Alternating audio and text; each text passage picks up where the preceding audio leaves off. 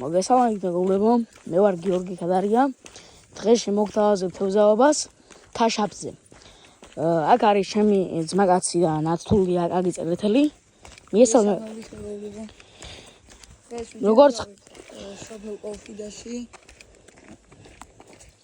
ადგილია წყალწალი და შემოგთავაზებ ძალიან კარგი ვიდეოს დაჭერას და სხვა მრავალს. მოკლედ როგორც ხედავთ, ამინდი კიდე შეესაბამება ჩვენს თევზაობას ქაშაპზე. ქაშაპს უყვარს ესეთი ამინდი.